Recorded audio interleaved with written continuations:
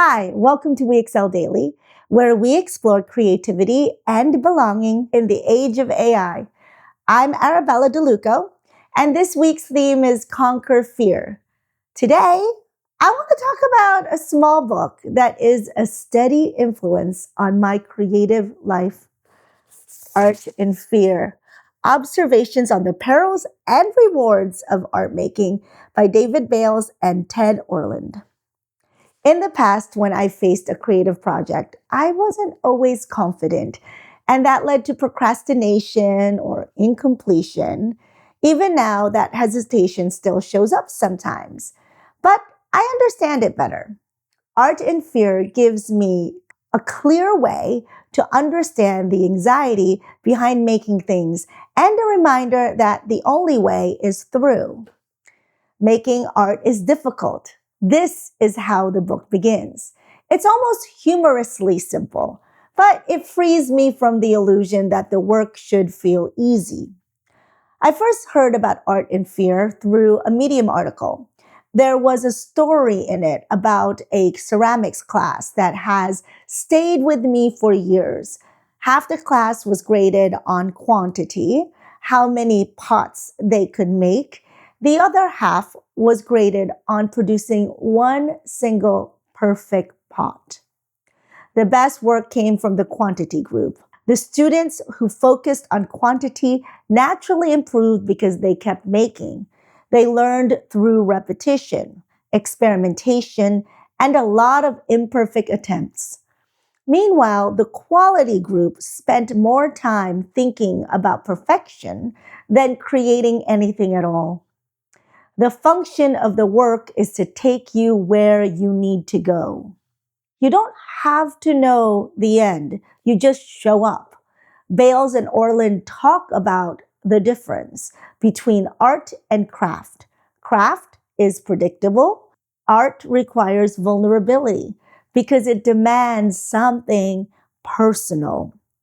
Vision is always ahead of execution. This explains so much of my early frustration. My ideas arrive seemingly fully formed, but the making takes time. The gap isn't failure, it's the journey. The authors also write about invisibility, how most artists disappear not because they lack talent, but because they're discouraged by how much of the work goes unseen. Your job is to learn to work on your work. Not perfect it, not justify it, not explain it. Just keep working on it. I buy copies of Art and Fear for friends who are struggling with the same hesitations I've felt. I've read it at least 5 times, and I also have it as an audiobook.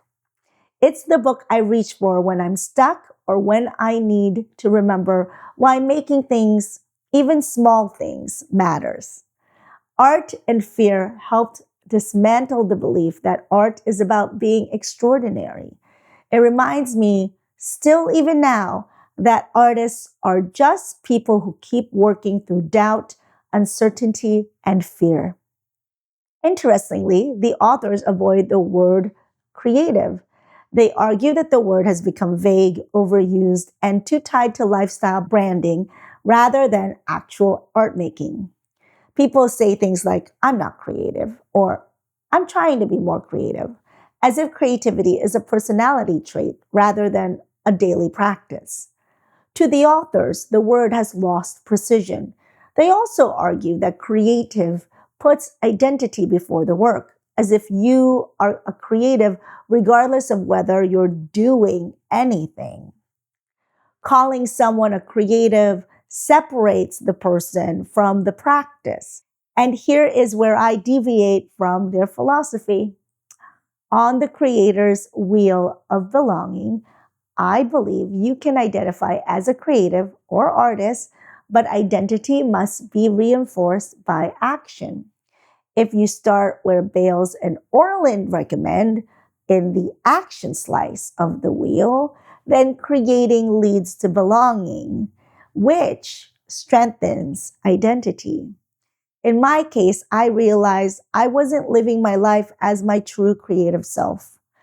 So I like the word creative. I'll tell you that story in another episode. I enrolled in an oil painting class at City College of San Francisco because I wanted to prove to myself that I could finish a piece of art from start to finish. It's still difficult staring at a blank canvas or page or memorizing lines of a new script, but the more I do, the stronger I become against the anxiety.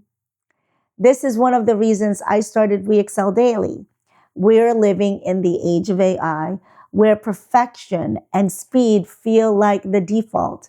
It's easy to compare yourself to machines or to people who seem endlessly productive. But real human creativity is built from daily practice, small attempts, rough drafts, experiments that go nowhere, and work that teaches you something, even when no one sees it. This channel exists to help you thrive by enriching your life with everyday creativity and human connection. And when you watch this channel, you're also supporting WeXL Org, our nonprofit that mentors youth to discover and strengthen their creative voice. Every view helps young people stay connected to their creativity rather than fear it. Bales and Orland explain that most challenges in making art aren't technical, they're psychological. We blame our skills or tools, but the real friction is usually internal. They also write that fear doesn't disappear with experience. Experienced artists aren't braver, they're just more familiar with fear. They've felt it enough times to know it can be worked with. Art is made in the moment, and in the moment, there is fear. But that moment also contains possibility to be awake, aware, and honest. We talk about that with the creator's compass. A few episodes ago, I shared my Figma chart called Awake and Aware, the creator's compass. It's a set of reflective questions that helps me pause and notice what's going on inside, emotionally, creatively, and energetically.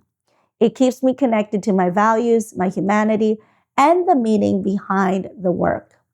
Whether I'm creating alone or using AI as a tool, it keeps the work close to my heart instead of letting it turn into just another task or piece of content. The more I revisit art and fear, the more I understand that creativity isn't a talent or a mood, it's a practice, a way of staying connected to my own humanity, my creative being.